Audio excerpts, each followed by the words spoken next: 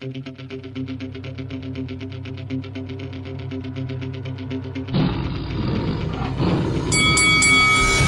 is Carl the Cobra Frutch, and you're watching Lights Out. This is Faisal Khan for Lights Out, proudly sponsored by Spartans Law. We're here at the AO Arena in Sheffield, just a few hours away from a huge undisputed super middleweight title fight. But I'm delighted to be joined by Sky Sports' very own Mr. Johnny Nelson. Good night tonight. It's going to be a good night. I'm looking forward to it. Yeah, 8,000 tickets have gone. What a flagship for women's boxing once again. The crowd will be so varied. I think I'm looking forward to it. Yeah. So before we talk about a few certain things, just, boxing and Sky Sports have been on a sort of new journey now, coming up to nearly 2 years. Second undisputed fight. How do you feel as if Sky Sports and boxer have progressed over these last 2 years? Boxer are slowly but surely finding their own feet. Boxer slowly but surely breaking new ground, making promoters work together, working with almost anybody. And they've had a lot of hurdles. And Sky's the biggest platform in the world. Everybody knows that. And Sky they've actually invested in Boxer to do a job, and Boxer are doing a job slowly but surely. Of course, there's going to be a few hiccups along the line, but you look at the big shows that are being produced. Eventually, we got we get? Calm Brook off the line. It was mad. You got Savannah and Clarissa, mad. So and each time it's come through, I think these guys are doing an amazing job, and I think Sky they're not silly. They've been in this game a long time. They're not silly at all. I mean, obviously Ben Shalom, sort of trying to build up Boxer. If you look at what he's done so far, I mean, you've got to definitely give him a lot of credit. I mean, there's these fights, Shields, Marshall, Eubank, Junior Smith, but Khan Brook was the one that all the promoters wanted to make. That's also in the light of people trying to trip him up, trying to close doors on him, trying to make life hard for him, trying to sabotage on the outside in, but he's still managing to get through. But it's no different. Everybody's been through it. Mickey Duff went through it. Frank Warren went through it. Eddie Hearn went through it. Mick Hennessy went through it. That's just, it's like, it's bully boys at school, innit? So he's just got to do what he's doing. Speaking of Frank Warren, the other day I done an interview with you. You gave your thoughts on Tyson Fury and obviously how he's progressing forward in terms of his next fight. IFL also done an interview with Frank, I believe it was the other day. Frank had quite a few things to say in regards to yourself, Tony Bellew and a few others, but yeah, just want to get your thoughts, Johnny. It made me smile.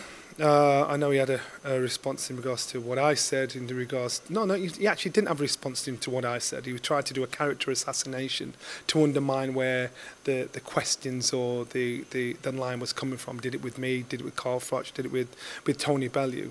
And so instead of addressing what was said, he tried to do a character assassination. All I say to that is, don't throw stones if you live in a glass house, and it's easy to go down that line. The amount of fights that could do that about Frank is ridiculous, but they don't.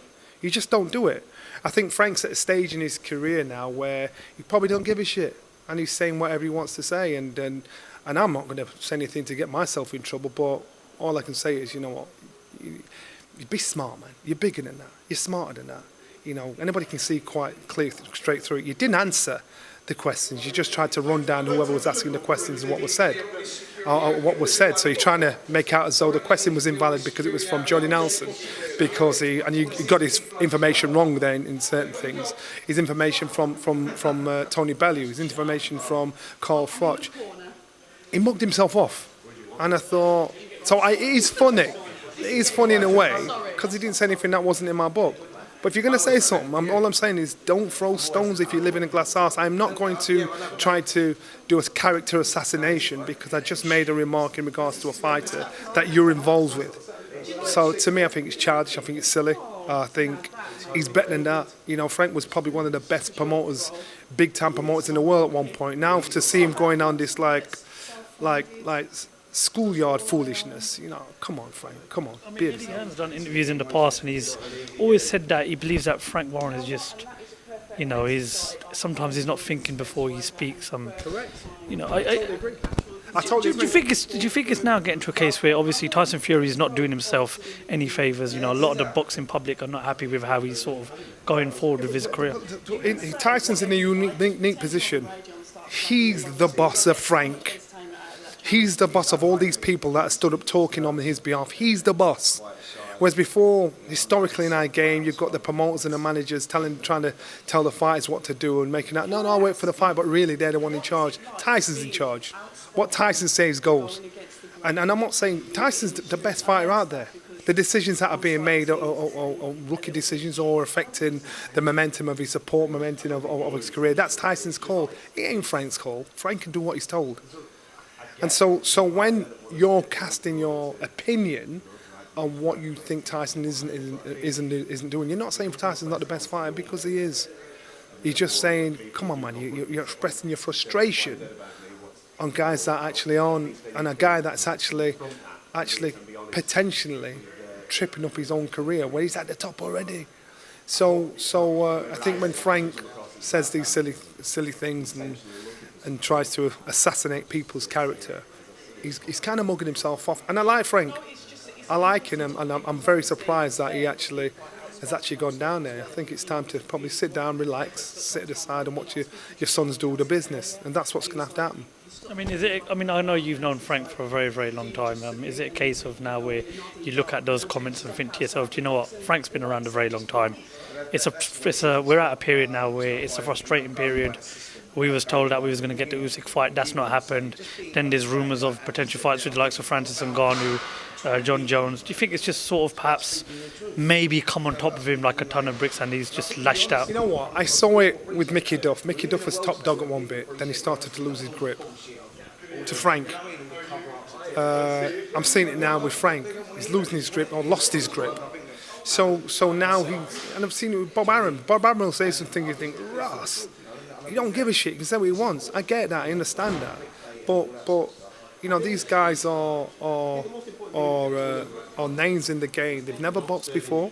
They're the business side of boxing. So they've no right to tell me who can fight who and you can't do X, Y, Z. Their job is the business side of it. That's what they do. That's what they're good at.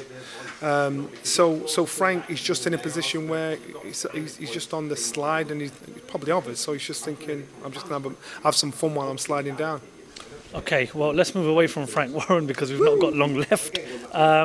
Yesterday it was announced Canelo Alvarez's next fight will be against Jamel Charlo, not Jamal Charlo, the Jamel Charlo, the current undisputed super welterweight champion of the world. He's going to go up 2 weights. Your thoughts on that fight being announced, Jolly? Canelo's still in a great, unique position where whoever he fights, there's going to be conversation, there's going to be money, there's going to be... Everyone wants to fight him because they want to topple him. They want to be. And Canelo, even though he's not his best still beats most fighters out there. And Canelo maybe is in a position where, you know, he thinks he don't need to listen to anybody. He does it himself, you know, and that's. But he is on. He's not the fighter he was, but the fighter is beats most fighters. It's a good fight. You're going to pay attention to it. Curiosity is going to get the better of you, and he's going to make a lot of dough doing it. Well, you look at the position he's in now. He's sort of moving past the peak years of his career, I believe. He is. In the later stages of his career. Now there was that rematch with Dimitri Bivol that fans wanted to see. There was Benavidez as well that fans wanted to see. You know, there's a lot of fighters and fans wanted to see. But do you think he's done himself any favours by fighting a guy that's 2 weights below him, even though he's an undisputed champion of the world? You know what Canelo has done is travelled around the world, or travelled through the divisions, and people he's the show. Canelo could fight without any titles on the line. He's the show. He's the head. He's the one you want to get. He's the head of the snake you're trying to get.